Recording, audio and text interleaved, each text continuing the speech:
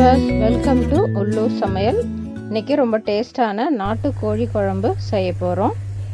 வாங்க எப்படி செய்யலான்னு பார்க்கலாம். அதுக்கு முன்னாடி என்னோடய சேனல் ஃபஸ்ட் டைம் பார்க்குறீங்கன்னா சப்ஸ்கிரைப் பண்ணுங்கள், பக்கத்தில் இருக்க பெல் சிம்பிளை ப்ரெஸ் பண்ணுங்கள். வாங்க என்னென்ன இன்க்ரீடியன்ட்ஸ் பார்க்கலாம். முதல்ல நான் சொல்ல போகிற பொருள் எல்லாமே வறுத்து அரைக்க வேண்டியது. மிளகு, சீரகம், சோம்பு, 2 பட்டை, அன்னாச்சிப்பூ, ஒரு பிரிஞ்சி இலை, 2 பத்த தேங்காய், ஒரு காஞ்ச மிளகாய், 2 பச்சை மிளகாய், ஒரு வெங்காயம், ஒரு தக்காளி, கொஞ்சம் கருவேப்பிலை. இது எல்லாத்தையும் சேர்த்து அரைச்சிக்கணும். அடுத்ததாக மிளகாத்தூள், மஞ்சத்தூள், தனியாத்தூள், இஞ்சி பூண்டு பேஸ்ட்டு, இதெல்லாம் தாளிக்கிறதுக்கு. ஒரு வெங்காயம், ஒரு தக்காளி. நான் 1/2 கிலோ நாட்டுக்கோழி எடுத்து வச்சுருக்கேன், க்ளீன் பண்ணி வச்சுருக்கேன். முதல்ல ஒரு ப்ரெஷர் பேன் எடுத்துக்கோங்க. இப்போ நாட்டுக்கோழியை வேக வைக்கணும். இப்போ நாட்டுக்கோழி அதில் சேர்த்துக்கோங்க.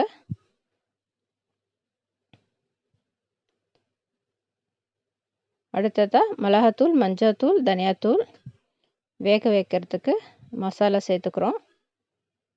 கொஞ்சம் இஞ்சி பூண்டு விழுது,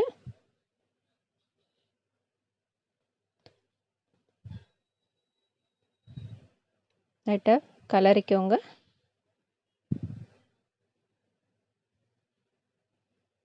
கொஞ்சம் 1 கிளாஸ் தண்ணி ஊற்றிக்கோங்க.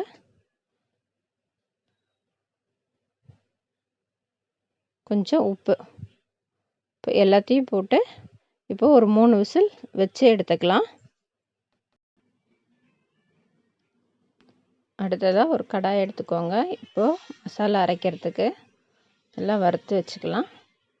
இப்போ சொன்ன ஸ்பைசஸ் எல்லாத்தையும் லைட்டாக வறுத்துக்கோங்க. ஒரு 2 நிமிஷம் வறுத்தா போதும்.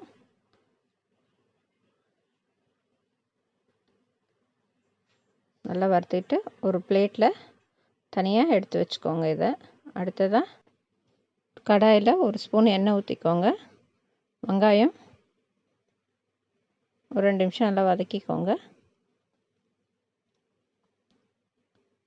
வதங்கிடுச்சு. இப்போ தக்காளி இதோ ஒரு லைட்டாக வதக்கிக்கோங்க. இது வறுத்து அரைக்கிறதுக்காக, அதுக்காக லைட்டாக வதக்கினா போதும். ஓரளவுக்கு வதங்கிடுச்சு. இப்போது காஞ்ச மிளகா, பச்சை மிளகா, தேங்காய் அதையும் லைட்டாக வதக்கிக்கோங்க. கொஞ்சம் கருவேப்பிலை. இப்போது அந்த ஸ்பைசஸ் எல்லாத்தையும் கலந்துக்கலாம். ஒரு மிக்ஸி ஜாரில் எல்லாத்தையும் ஆற வச்சு அரைச்சி வச்சுக்கோங்க, கொஞ்சம் தண்ணி விட்டு.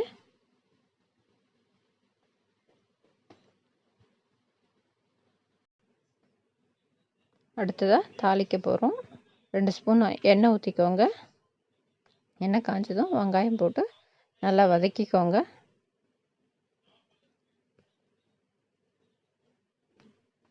ஓரளவுக்கு வதங்கிடுச்சு. இந்த ஸ்டேஜில் இஞ்சி பூண்டு விழுது போட்டுக்கோங்க. அதையும் நல்லா வதக்கிக்கோங்க. வதங்கிடுச்சு. அடுத்ததாக தக்காளி போட்டு நல்லா வதக்கிக்கோங்க. ஒரு 2 நிமிஷம் மூடி வச்சுருங்க. நல்லா வதங்கிடுச்சு பாருங்கள்.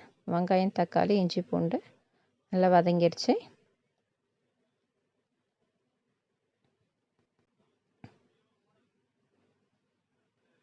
கொஞ்சம் கருவேப்பிலை போட்டு வதக்கிக்கோங்க. அடுத்தா வேக வச்சுருக்க நாட்டுக்கோழி அதில் சேர்த்துடலாம். நல்லா வெந்திருக்கு பாருங்கள். நாட்டுக்கோழி நல்லா வெந்துருச்சு. 2 நிமிஷம் மூடி வைங்க, நல்லா கொதிக்கட்டும்.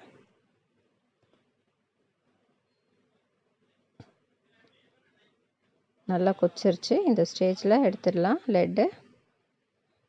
நல்லா கொதி வந்துடுச்சு பாருங்கள். இப்போது நம்ம அரைச்சி வச்சுருக்க அந்த பேஸ்ட்டை சேர்த்துடலாம். நல்லா கலந்து விட்டுக்கோங்க. ஒரு 5 நிமிஷம் நல்லா கொதிக்க விடுங்க.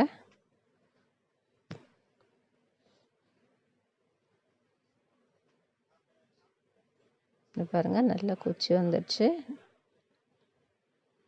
மேலே லைட்டாக எண்ணெய் படிஞ்சு வந்துடுச்சு பாருங்கள். கொஞ்சம் உப்பு கொஞ்சம் சேர்த்துக்கோங்க.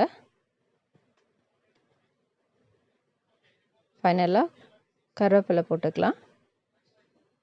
இப்போ நம்ம சுவையான நாட்டுக்கோழி குழம்பு ரெடி ஆகிடுச்சு.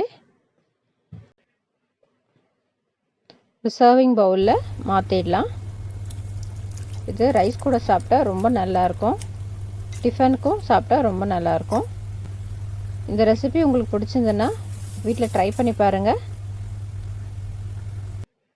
இந்த வீடியோ உங்களுக்கு பிடிச்சிருந்ததுன்னா லைக் பண்ணுங்கள், ஷேர் பண்ணுங்கள், கமெண்ட் பண்ணுங்கள். அடுத்து வேறு ஒரு ரெசிபியோடு பார்க்கலாம். பாய்.